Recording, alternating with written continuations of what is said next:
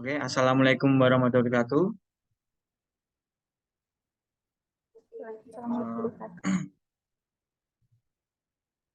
Manajemen pembiayaan bank syariah, pembiayaan berbasis utang, pembiayaan musyarakah, mutanakisoh, dan rahan.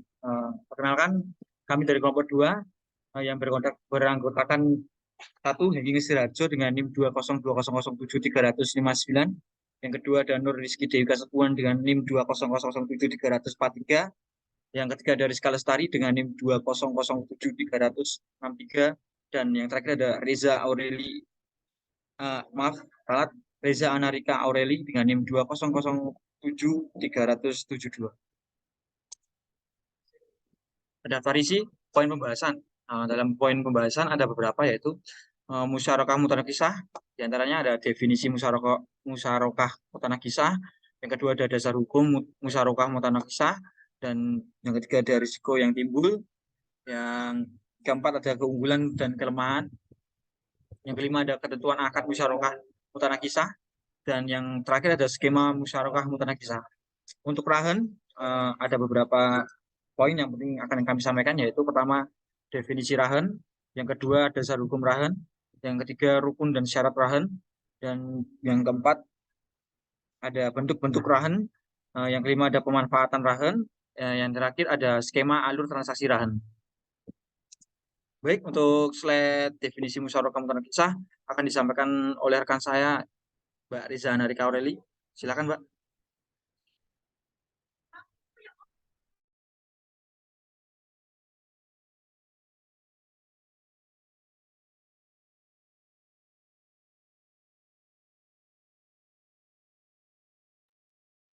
Oh, maaf, tampaknya ada sedikit kendala.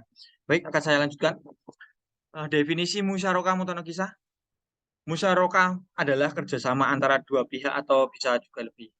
Adapun mutanakisah berasal dari kata yutanokisu atau tanokis atau mutanokisun, yang memiliki arti pengurangan atau mengurangi dengan cara bertahap. Dasar hukumnya bisa disimak di sini.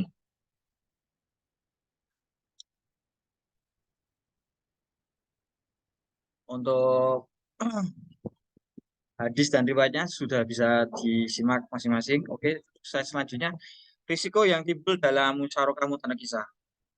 Yaitu mungkin untuk slide ini akan disampaikan oleh Mbak Reza Anarika. Silakan Mbak Reza Anarika, waktu dan tempat dipersilakan. Oke. Baik, di sini saya akan menyampaikan mengenai resiko yang timbul dalam masyarakat mutanakisah. Nah, di sini ada 4 resiko yang timbul. Yang pertama adalah resiko kepemilikan, kemudian ada resiko regulasi, selanjutnya ada resiko pasar, dan yang terakhir ada resiko kredit. Adapun resiko kepemilikan itu adalah kepemilikan yang menjadi milik bersama antara bank dan nasabah, yang merupakan konsekuensi dari menyertakan dana untuk pembelian barang dari pembiayaan musyarakah antara kedua belah pihak. Ketika transfer kepemilikan barang, nah nasabah memegang tampuk kepemilikan barang seutuhnya setelah melakukan pembiayaan yang telah disepakati oleh kedua belah pihak. Kemudian risiko regulasi, yaitu praktek regulasi yang ada pada akad musyarakah mutanakisah, yang mana pada pembiayaan barang yaitu pemberlakuan PPN atau pajak penambahan nilai untuk pemilikan barang. Penggunaan sistem PPN berlandaskan atas Undang-Undang Nomor 18 tahun 2000 yang merupakan perombakan dari Undang-Undang Nomor 8 tahun 1983. Kemudian resiko yang ketiga yaitu resiko pasar. Nah, kebijakan pasar menyebabkan terjadinya kondisi naik turun harga barang secara tajam, serta perbedaan daerah atas kerjasama menyebabkan perbedaan harga. Akhirnya, bank syariah tidak dapat menyamaratakan harga. Skema pembiayaan musyarakah mutanakisah dalam kepemilikan barang itu sendiri yaitu dengan membeli barang secara bersama-sama, yang mana angsuran yang diperbuat nasabah terhadap pokok modal bank yang bersangkutan harus sesuai. Sewa yang ditentukan atas objek barang dipengaruhi oleh waktu terjadinya kesepakatan tempat atau wilayah, supply dan demand atas barang tersebut. Kemudian yang terakhir, resiko yang terakhir adalah resiko kredit. Pelaksanaan pembiayaan musyarakah mutanakisah yang dilakukan dengan cara mengangsur per bulan akan terkena resiko kredit, di mana akan mungkin terjadinya uang prestasi dari nasabah yang tidak mampu menunaikan kewajiban angsuran per bulan. Kemudian next slide yaitu keunggulan dan kelemahan musyarakah mutanakiso. Penerapan akad musyarakah mutanakiso menurut Husein memiliki keunggulan, diantaranya ialah nasabah serta bank syariah memiliki hak yang sama atas aset yang telah menjadi objek dalam perjanjian akad. Kemudian bank syariah dan nasabah menerima bagi hasil atas margin yang telah ditetapkan dalam perjanjian atas suatu aset. Kemudian membuat kesepakatan atas adanya perubahan harga sewa sesuai dengan waktu yang ditentukan kedua belah pihak. Terus jika adanya inflasi dalam terjadi kenaikan suku bunga, maka meminimalisir risiko financial cost. Kemudian keunggulan yang terakhir adalah jika terjadinya fluktuasi bunga pasar saat terjadinya inflasi, maka tidak akan terpengaruh. Kemudian akad musyarakah mutanakiso sebagai suatu bentuk pembiayaan juga memiliki kelemahan, yaitu antara lain pelimpahan atas beban biaya dan pembayaran pajak menjadi resiko yang akan terjadi. Kemudian yang terakhir, dapat berkurangnya pendapatan bank syariah atas margin yang dibebankan pada objek akad ini. Nah, itu adalah keunggulan dan kelemahannya. Kemudian yang selanjutnya adalah ketentuan akad musyarakah mutanakiso. Next slide. Yang pertama adalah ketentuan akad. Nah, akad musyarakah mutanakiso terdiri atas akad musyarakah dan syirkah atau syirkah dan jual beli. Kemudian pada akad musyarakah mutanakiso, pihak pertama wajib berjanji untuk menjual seluruh hissahnya secara bertahap dan pihak kedua wajib membelinya. Yang ketiga, jual beli sebagaimana yang dimaksud dalam angka 3 dilakukan sesuai kesepakatan. Kemudian yang terakhir, setelah sesuai pelunasan penjualan, seluruh hissah LKS atau lembaga keuangan syariah beralih pada nasabah lainnya.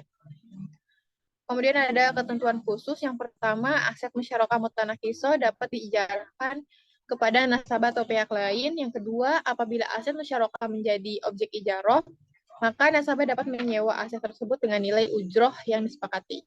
Yang ketiga, keuntungan yang diperoleh dari ujroh dibagi sesuai dengan hisbah sesuai kesepakatan dalam akad. Yang keempat, ukuran bagian, porsi atau kadar kepemilikan aset musyarakah syarik yang berkurang akibat pembayaran oleh nasabah harus jelas dan disepakati dalam akad. Dan yang terakhir, biaya perolehan aset musyarakah menjadi beban bersama, sedangkan biaya peralihan kepemilikan menjadi beban pembeli. Nah, sekian penjelasan dari saya kembalikan kepada moderator.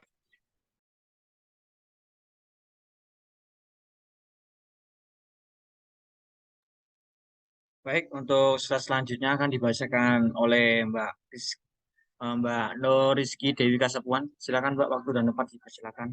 Oh maaf, ralat untuk slide selanjutnya akan dibacakan oleh Mbak Rizka Lestari. Silakan Mbak, waktu dan tempat dipersilakan. Baik, saya akan melanjutkan yaitu skema musyarakah mutanasirah. Penjelasannya bisa dilihat dari PPT. Selanjutnya, next. Definisi ron. Menurut mazhab Maliki, ron didefinisikan sebagai harta yang dijadikan pemiliknya sebagai jaminan hutang yang bersifat menikah. Ulama Hanafi mendefinisikannya sebagai suatu yang dijadikan sebagai jaminan hak atau klaim dan dapat digunakan sebagai pembayaran untuk semua atau sebagian dari hak itu. Next.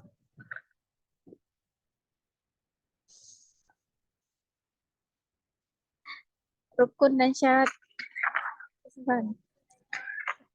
Ar-Rahin atau pemberi gadai dan Al-Murtahin atau memegang gadai. Itu dibagi menjadi 4. Yang pertama berakal, balik, tidak dapat keadaan terpaksa, dan mampu melunasi utang. Yang kedua, marhum bih atau pembiayaan. Itu ada 3. Yang pertama, dapat dimanfaatkan. Yang kedua, utang harus lazim pada waktu akad. Dan yang ketiga, jelas dan diketahui oleh ran dan murtahin.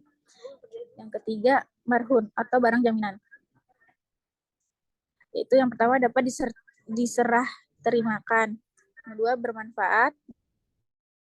Yang ketiga, milik rahim. Yang keempat, jelas. Yang kelima, tidak bersatu dengan harta lain. Yang keenam, barang yang boleh diperjualbelikan. Dan yang terakhir, sihat atau ijab kabul. Next. Dasar hukum ran, yaitu artinya sesungguhnya Nabi SAW memberi bahan makanan dari seorang Yahudi dengan cara berhutang, dan beliau menggadaikan baju besinya. Al-Bukhari nomor 2513 dan Muslim nomor 1603. Selanjutnya saya kembalikan ke moderator.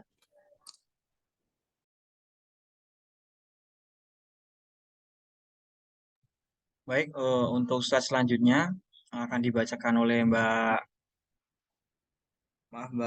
Nur Rizky Dewi Kasepuan. Waktu dan tempat saya persilakan. Baik, di sini saya akan menjelaskan tentang bentuk-bentuk rahan. Yang pertama, yaitu rahan yang terjadi menggunakan akad lain yang mana menimbulkan tanggungan utang. Yaitu contohnya ketika ada seorang penjual yang memberikan syarat kepada pembelinya, yang mana pembeli tersebut tidak membayar dengan uang tunai hingga batas waktu yang telah ditentukan oleh penjual. Dalam hal ini, penjual memberikan syarat kepada pembeli untuk menyerahkan barang gadai atau arohan sebagai jaminan pembelian barang yang tidak dibayar secara tunai. Yang kedua adalah rahan yang terjadi setelah menimbulkan hak atau setelah menimbulkan tanggungan hutang. Yaitu rahan tersebut hukumnya adalah sah menurut kesepakatan ulama, yang mana tanggungan hutang yang ada ialah telah ditetapkan serta kondisi yang terjadi telah menghendaki pembeli untuk memberikan jaminan terhadap utang tersebut. Yang ketiga adalah rahan yang terjadi sebelum adanya hak layaknya perkataan arahan, yaitu rahan aku akan menggadaikan barang ini pada kamu sebagai jaminan utang yang baru akan kamu pinjamkan kepadaku sekarang. Rahan tersebut menurut ulama Malikiyah dan ulama Hanafiyah adalah salah satu sah hukumnya karena rahan tersebut ialah iwasikoh atau pinjaman suatu hak barang. Next slide. Thank you.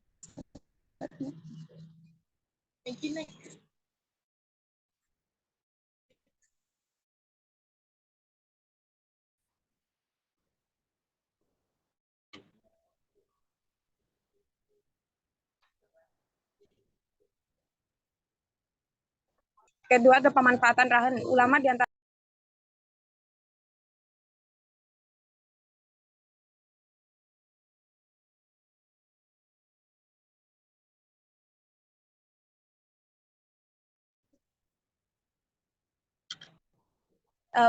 maaf saya ulangi kembali.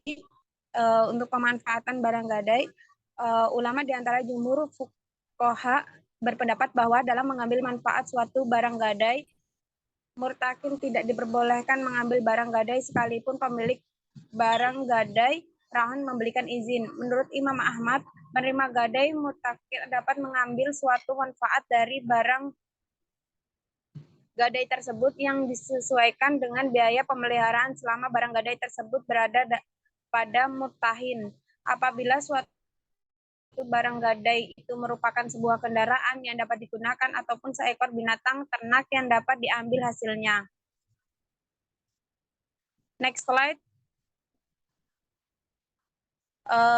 Berikut dapat dilihat skema rahan. Next slide, Mas. Baik, kesimpulan. Musyarakah mutanakisah atau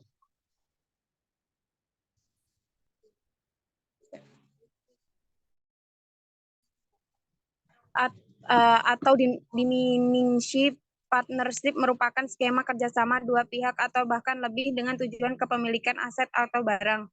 Mekanisme transisi jumlah persentase kepemilikan ini dengan cara melakukan pembayaran atas persentase kepemilikan di pihak lain.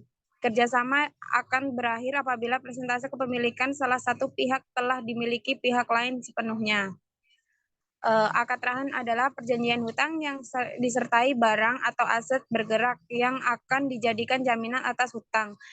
Implementasi rahan dalam perbankan syariah tidak menjadi produk andalan atau pokok, tetapi hanya sebagai produk pendamping atau produk pelengkap saja, dikarenakan di Indonesia sudah ada wadah yang khusus produk tersebut, yaitu PT Pegadaian Syariah.